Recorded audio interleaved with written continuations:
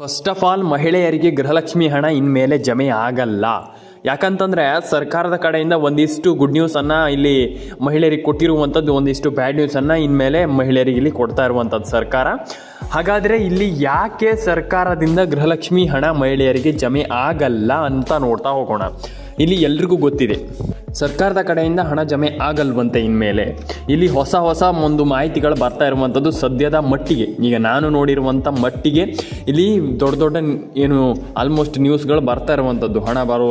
ಹಣ ಬರಲ್ವಂತೆ, ಹಣ ಜಮಾ ಆಗಲ್ವಂತೆ, ಸರ್ಕಾರದಿಂದ ಹಣನೇ ಬರಲ್ಲ, ಸರ್ಕಾರ ಹಣ ಹಾಕಲ್ಲ ಅಂತ ಇಲ್ಲಿ ಸಿಕ್ಕಾಪಟ್ಟೆ ಮಾಹಿತಿಗಳು ಬರ್ತಾ ಇರುವಂಥದ್ದು. ಅದು ದೊಡ್ಡ ನ್ಯೂಸ್ಗಳು, ದೊಡ್ಡ ಮಾಹಿತಿಗಳಿಂದ ಇಲ್ಲಿ ಅಂದರೆ ಮಾಹಿತಿಗಳು ಬರ್ತಾ ಇರುವಂಥದ್ದು. ಹಾಗಾದರೆ ನಿಜಾನ ಸುಳ್ಳ? ಸರ್ಕಾರ ಹಣ ಹಾಕೋದಿಲ್ವಾ ಅಥವಾ ಹಾಕತ್ತ ಸರ್ಕಾರ ಹಣ? ಯಾವಾಗ ಹಾಕತ್ತೆ, ಏನು ಕತೆ, ಎಲ್ಲದನ್ನು ಈ ಒಂದು ವಿಡಿಯೋದಲ್ಲಿ ತಿಳ್ಕೊಳ್ಳೋಣ. ದಯವಿಟ್ಟು ನಮ್ಮೊಂದು ಯೂಟ್ಯೂಬ್ ಚಾನಲ್ಗೆ ಸಬ್ಸ್ಕ್ರೈಬ್ ಮಾಡಿಲ್ಲ ಅಂದರೆ ಸಬ್ಸ್ಕ್ರೈಬ್ ಮಾಡ್ಕೊಳ್ಳಿ. ಪಕ್ಕದಲ್ಲಿ ಬರುವಂಥ ಬೆಲ್ ಬಟನ್ನ ಕ್ಲಿಕ್ ಮಾಡಿಲ್ಲ ಅಂದರೆ ಪಕ್ಕದಲ್ಲಿ ಬರುವಂಥ ಬೆಲ್ ಬಟನ್ನ ಕ್ಲಿಕ್ ಮಾಡ್ಕೊಳ್ಳಿ. ಶುರು ಮಾಡೋಣ ಇವತ್ತೊಂದು ವಿಡಿಯೋವನ್ನು. ಎಲ್ರಿಗೂ ಆಶ್ರಯ ಅಪ್ಡೇಟ್ಸ್ ಕನ್ನಡ ಯೂಟ್ಯೂಬ್ ಚಾನಲ್ಗೆ ಸ್ವಾಗತ. ಸ್ನೇಹಿತರೆ, ಗೃಹಲಕ್ಷ್ಮಿ ಹಣ ಜಮೆ ಆಗ್ತಾ ಇಲ್ಲ, ಮಹಿಳೆಯರಿಗೆ ಹಣ ಬರ್ತಾ ಇಲ್ಲ, ಸರ್ಕಾರದಿಂದ ಹಣ ಜಮೆ ಆಗ್ತಾ ಇಲ್ಲ. ಯಾಕೆ ಹಣ ಬರ್ತಾ ಇಲ್ಲ, ಏನು ಕತೆ, ಇದನ್ನು ತುಂಬ ಜನ ಕೇಳಿ ಸುಸ್ತಾಗಿದ್ದೀರ ಅಂತ ನನಗೆ ಗೊತ್ತಿದೆ. ನೀವು ಹೇಳ್ತೀರಾ ಏನು ಕೇಳಿ ಸುಸ್ತಾಗಿದೆ ಅಂತ ಹೇಳ್ತೀರಾ, ಹಣ ಹಾಕಿ ಫಸ್ಟ್ ಆಫ್ ಆಲ್ ಅಂತ. ನಾನು ಎಲ್ರಿಗೂ ಹೇಳ್ತೀನಿ, ಕೇಳಿಸ್ಕೊಳ್ಳಿ. Ration card update, Aadhaar card update, PAN card update, ಇದಿಷ್ಟನ್ನು ಮಾಡ್ಕೊಳ್ಳಿ. ನೀವು ಇದ್ಯಾವುದು ಮಾಡ್ಕೊಳ್ದೇನೆ ನಮ್ಗೆ ಹಣ ಬರಬೇಕಂತಂದರೆ ದೇವ್ರಣೆ ಹಣ ಬರೋದಿಲ್ಲ ಸ್ನೇಹಿತರೆ. ಫಸ್ಟ್ ಆಫ್ ಆಲ್ ನಾನು ಹೇಳುವಂಥದ್ದನ್ನು ಫಸ್ಟ್ ಆಫ್ ಆಲ್ ಕೇಳಿಸ್ಕೊಳ್ಳಿ. ಇಲ್ಲಿ ration card update, Aadhaar card update, PAN card update, ಈ ರೀತಿಯ ಒಂದಿಷ್ಟು ಅಪ್ಡೇಟ್ಗಳನ್ನು ಮಾಡಲೇಬೇಕಾಗ್ತದೆ ಸದ್ಯದ ಮಟ್ಟಿಗೆ. ಯಾಕಪ್ಪ ಅಂತಂದರೆ ಈಗ ತುಂಬ ಜನರಿಗೆ ಗೊತ್ತಿದೆ. ಈಗ ಸದ್ಯದ ಮಟ್ಟಿಗೆ ಇದಿಷ್ಟು ಕೆಲಸಗಳನ್ನು, ಏನು ಆಲ್ಮೋಸ್ಟ್ ಹೇಳಬೇಕಂತಂದರೆ ಇದಿಷ್ಟು ಮಾಹಿತಿಗಳನ್ನು ನಾನು ನಿಮಗೆ ನೀಡ್ತಾ ಇದ್ದೀನಿ ದಿನ. ಹಾಗಾಗಿ ಇದಿಷ್ಟು ಕೆಲಸಗಳನ್ನು ನೀವು ಮಾಡಲೇಬೇಕಾಗ್ತದೆ. Ration card update, Aadhaar card update, PAN card update, ಈ ರೀತಿಯ ಕೆಲಸವನ್ನು ಮಾಡಬೇಕಾಗ್ತದೆ ಸ್ನೇಹಿತರೆ. ಇಲ್ಲಿ ಕೆಲವರದ್ದು ನಾನು ಹೇಳ್ತಾ ಇದ್ದೀನಲ್ಲ, ತುಂಬ ಜನರದ್ದು ಇಲ್ಲಿ PM ಕಿಸಾನ್ ಯೋಜನೆ ಹಣನೂ ಕೂಡ ಇಲ್ಲಿ ಜಮೆ ಆಗ್ತಾ ಇಲ್ಲ. ನನಗೆ ಗೊತ್ತಿದೆ ಇಲ್ಲಿ ತುಂಬ ರೈತರ PM ಕಿಸಾನ್ ಯೋಜನೆ ಹಣ ಜಮೆ ಆಗ್ತಾ ಇಲ್ಲ.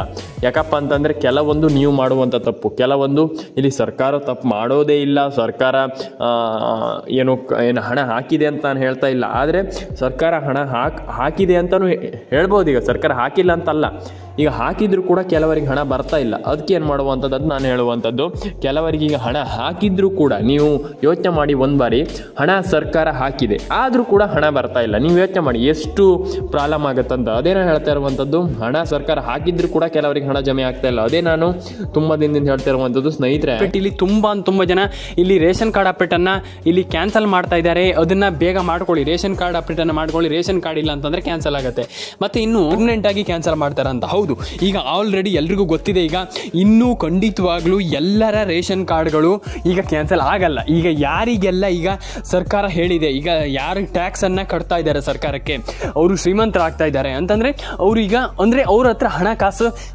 ಜಾಸ್ತಿ ಇದೆ ಅಂತಂದರೆ, ಅವರಿಗೆ ಹಣ ಜಾಸ್ತಿ ಇದೆ, ಅವರು ಸರ್ಕಾರಕ್ಕೆ ಟ್ಯಾಕ್ಸನ್ನು ಕಟ್ತಾರೆ ಅಂತ ಇಲ್ಲಿ ಸರ್ಕಾರಕ್ಕೆ ಗೊತ್ತಾಗಿದೆ. ಹಾಗಾಗಿ ಈ ಒಂದು ಜನಗಣತಿಯನ್ನು ಸರ್ಕಾರ ಮಾಡ್ತಾ ಇರುವಂಥದ್ದು ಸದ್ಯದ ಮಟ್ಟಿಗೆ.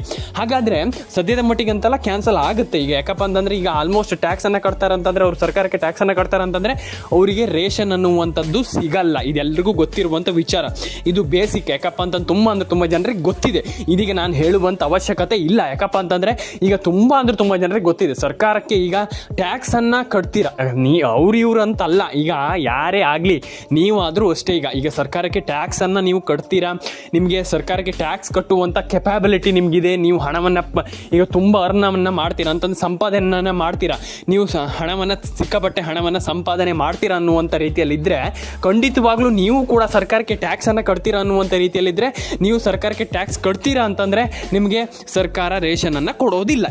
ಇನ್ಮೇಲೆ ಖಂಡಿತವಾಗ್ಲೂ ಕೊಡೋಲ್ಲ. ಮುಂಚೆನೂ ಕೊಡ್ತಾ ಇರಲಿಲ್ಲ, ಆದರೆ ಗೊತ್ತಿರಲಿಲ್ಲ. ಜನಗಣತಿ ಮಾಡಿ ಆದಮೇಲೆ ಈಗ ಖಂಡಿತವಾಗ್ಲೂ ಸರ್ಕಾರಕ್ಕೆ ಎಲ್ಲದೂ ಕೂಡ ಗೊತ್ತಾಗಿದೆ. ಯಾರ್ಯಾರಿಗೆ ಈಗ ನಾವು ರೇಷನನ್ನು ಕೊಡಬೇಕು, ಯಾರ್ಯಾರು ಬಡವರಿದ್ದಾರೆ, ಯಾರ್ಯಾರು ಕಷ್ಟದಲ್ಲಿದ್ದಾರೆ ಅಂತ ಎಲ್ರಿಗೂ ಗೊತ್ತಾಗಿದೆ.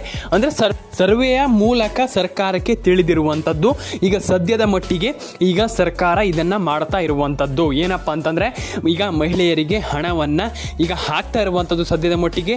ಆ್ಯಂಡ್ ಈಗ ಯಾರೆಲ್ಲ ಸರ್ಕಾರಕ್ಕೆ ಟ್ಯಾಕ್ಸ್ ಕಟ್ತಾರೆ ಇದೆಲ್ಲರಿಗೂ ಗೊತ್ತಿದೆ. ಈಗ ಜನಗಣತಿಯನ್ನು ಈಗ ಸರ್ಕಾರ ಮಾಡ್ತಾ ಇರುವಂಥದ್ದು ಎಲ್ರಿಗೂ ಇದು ಈಗ ಆಲ್ಮೋಸ್ಟ್ ಎಲ್ರಿಗೂ ಗೊತ್ತಿರುವಂಥ ವಿಚಾರ. ಈಗ ಎಲ್ರಿಗೂ ಹಣ ಜಮೆ ಆಗುತ್ತೆ. ಈಗ ಈ ಗೃಹಲಕ್ಷ್ಮಿ ಯೋಜನೆಯಲ್ಲಿ ಏನು ಕೂಡ ಪ್ರಾಬ್ಲಮ್ ಆಗಲ್ಲ ನನ್ನ ಅನಿಸಿಕೆ ಪ್ರಕಾರ. ಯಾಕಪ್ಪ ಅಂತಂದರೆ ಸರ್ಕಾರದ ಕಡೆಯಿಂದ ಎಲ್ರಿಗೂ ಹಣ ಜಮೆ ಆಗಿದೆ ಆ್ಯಂಡ್ ಹಣ ಜಮೆ ಆಗತ್ತೆ. ಯಾಕಪ್ಪ ಅಂತಂದರೆ ಮಹಿಳೆಯರಿಗೆ ಹಣ ಜಮೆ ಆಗಿಲ್ಲ ಅಂತಂದರೆ ಇಲ್ಲಿ ದೊಡ್ಡ ಹೊಡೆತವನ್ನು ಬೀಳುತ್ತೆ ಸರ್ಕಾರಕ್ಕೆ. ಈಗ ಏನು ಮಹಿಳೆಯರು ಸಿಟ್ಟು ಮಾಡ್ಕೊಳ್ತಾರೆ ಅಂತಂದರೆ ಅವರಿಗೆ ಕಷ್ಟ ಆಗುತ್ತೆ.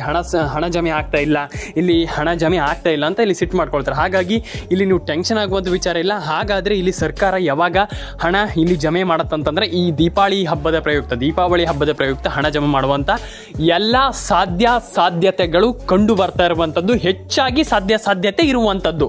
ನಾನು ಎಲ್ರಿಗೂ ಹೇಳ್ತೀನಲ್ಲ, ಸರ್ಕಾರ ಒಂದು ಬಹು ದೊಡ್ಡ ನಿರ್ಧಾರವನ್ನು ತೆಗೆದುಕೊಂಡಿರುವಂಥದ್ದು. ಭರ್ಜರಿ ಗುಡ್ ನ್ಯೂಸನ್ನು ಇಲ್ಲಿ ಸರ್ಕಾರ ಇಲ್ಲಿ ಕೊಡ್ತಾ ಇರುವಂಥದ್ದು. ಅದು ನಮ್ಮ ಗೃಹಲಕ್ಷ್ಮಿ ಮಹಿಳೆಯರಿಗಂತಲೇ ಹೇಳಬಹುದು. ಆ್ಯಂಡ್ ಎಲ್ಲದಕ್ಕೂ ನಾನು ಕೇಳುವಂಥದ್ದು ಇಷ್ಟೇ, ಎಲ್ಲದಕ್ಕೂ ಒಳ್ಳೆಯದಾಗಲಿ, ಎಲ್ರಿಗೂ ಒಳ್ಳೆಯದಾಗಲಿ. ಗೃಹಲಕ್ಷ್ಮಿ ಯೋಜನೆ ಹಣನೂ ಕೂಡ ಬರಲಿ, ನಿಮ್ಮೆಲ್ಲರ ಅಕೌಂಟಿಗೆ ಹಣನೂ ಕೂಡ ಬರಲಿ, ಎಲ್ರಿಗೂ ಗೃಹಲಕ್ಷ್ಮಿ ಯೋಜನೆ ಹಣ ಜಮೆ ಆಗಲಿ. ಆ್ಯಂಡ್ ನಿಮಗೆ ಇಲ್ಲಿ ಸತತವಾಗಿ 6,000 ರೂಪಾಯಿ ಹಣ ಜಮೆ ಆಗುವಂಥ ಎಲ್ಲ ಸಾಧ್ಯತೆಗಳು ಇರುವಂಥದ್ದು. ಯಾಕಪ್ಪ ಅಂತಂದರೆ ಇದರಲ್ಲಿ ಮಹಿಳೆಯರಿಗೆ 6,000 ರೂಪಾಯಿ ಹಣ ಹೇಗೆ ಜಮೆ ಆಗುತ್ತಂತ ನಾನು ಹೇಳೋದಾದರೆ, ಇಲ್ಲಿ ಸರ್ಕಾರದಿಂದ ಮಹಿಳೆಯರಿಗೆ ಮೂರು ಕಂತಿನ ಹಣ ಬರಬೇಕಿದೆ. ಅದು ಜಮೆ ಆಗುತ್ತೆ. ನೋಡೋಣ ಏನು ಕತೆ ನೋಡೋಣ ಅಂತ ಹೇಳ್ತಾ ಸ್ನೇಹಿತರೆ, ಮತ್ತೊಂದು ವಿಚಾರ, ನೀವು ಎಲ್ಲರೂ ಕೂಡ ಗೃಹಲಕ್ಷ್ಮಿ ಯೋಜನೆ ಹಣ ಬರುತ್ತಂತ ದಯವಿಟ್ಟು ಸುಮ್ಮನೆ ಕೂತ್ಕೊಳ್ಬೇಡಿ. ಒಂದು ಭ್ರಮೆಯಲ್ಲಿದ್ದೀರಾ, ನಮ್ಗೆ ಹಣ ಬರುತ್ತೆ ಅಂತ. ಇಲ್ಲ, ನಾನು ಅದೇ ಹೇಳ್ತಾ ಇರುವಂಥದ್ದು. 90% ಜನ, ನಾನು ಎಲ್ರಿಗೂ ನನ್ನ ಒಂದು ಸಬ್ಸ್ಕ್ರೈಬರ್ಗಳಿಗೆ ಹೇಳುವಂಥದ್ದು ಇಷ್ಟೇ, ದಯವಿಟ್ಟು EKYC ಮಾಡ್ಕೊಳ್ಳಿ, NCPA ಮ್ಯಾಪಿಂಗ್ ಮಾಡ್ಕೊಳ್ಳಿ. ಗೃಹಲಕ್ಷ್ಮಿ ಯೋಜನೆ ಹಣ ಬಂದಿಲ್ಲ ಅಂತಂದರೆ ದಯವಿಟ್ಟು ಕಮೆಂಟ್ ಸೆಕ್ಷನ್ ಇದೆ, ಕಮೆಂಟ್ ಸೆಕ್ಷನಲ್ಲಿ ಬಂದುಬಿಟ್ಟು ಕಮೆಂಟ್ ಮಾಡಿ. ಸರ್ಕಾರಕ್ಕೆ ಗೊತ್ತಾಗಲಿ ಹಣ ಹಾಕಿಲ್ಲ ನಾವು ಅಂತ ಗೊತ್ತಾಗಲಿ ಅವರಿಗೆ.